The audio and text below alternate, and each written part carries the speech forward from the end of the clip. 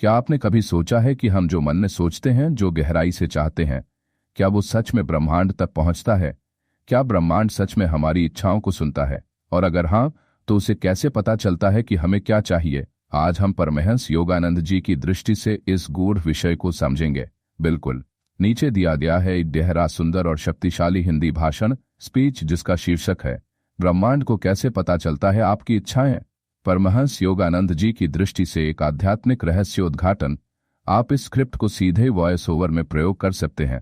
नमस्कार आत्मन, क्या आपने कभी सोचा है कि हम जो मन में सोचते हैं, जो गहराई से चाहते हैं, क्या वो सच में ब्रह्मांड तक पहुंचता है?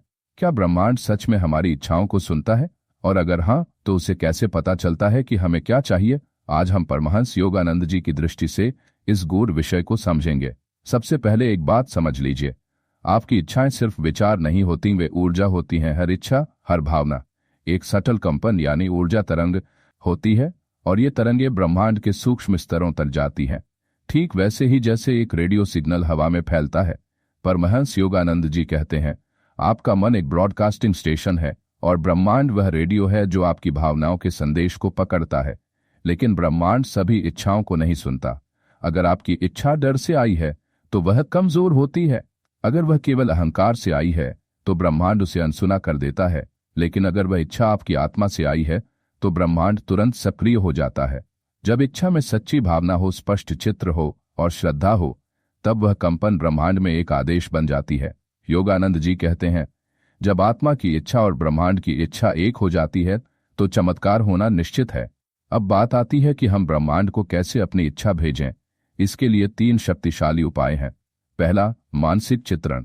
जब भी आप कोई इच्छा करें, उसे केवल सोचिए मत, आंखें बंद करके उसे होते हुए देखिए, मानो आप उसी क्षण उसे जी रहे हों। आवाज हो, भावनाएं हों। दूसरा, भावना। सिर्फ सोचने से कुछ नहीं होता, जो आप चाहते हैं उसे पूरी आत्मा से महसूस करें, जैसे वो आपकी हकीकत बन चुकी हो। तीसरा, मौन। सब कुछ करने के बाद शांत बैठिए, कोई प्रश्न नहीं, कोई चिंता नहीं, केवल मौन। यही मौन ब्रह्मांड की भाषा है। आप पूछ सकते हैं, क्या ब्रह्मांड उत्तर देता है? हाँ, बिल्कुल देता है। कभी उत्तर संकेतों के रूप में आता है, कोई विशेष शब्द, कोई किताब, कोई सपना या कोई ऐसा संयोग जो बार बार दोहराता है। कभी उत्तर उत्साह के रूप में आता है। जब आप किसी दिशा में जाते हैं और आपको ऊर्जा मिलती है, वो ब्रह्मांड की हाँ होती है। और कभी कभी उत्तर होता है प्रतीक्षा, क्योंकि ब्रह्मांड चाहता है कि आप और भी स्पष्ट हों और भी दृढ़ हों। अगर आपकी इच्छा अभी तक पूरी नहीं हुई तो इसका मतलब ये नहीं कि ब्रह्मांड ने उसे नकार दिया है। हो सकता है आपकी इच्छा अभी पूरी तरह स्पष्ट नहीं है, या आपकी ऊर्जा में शक, डर और द्वंद्व है।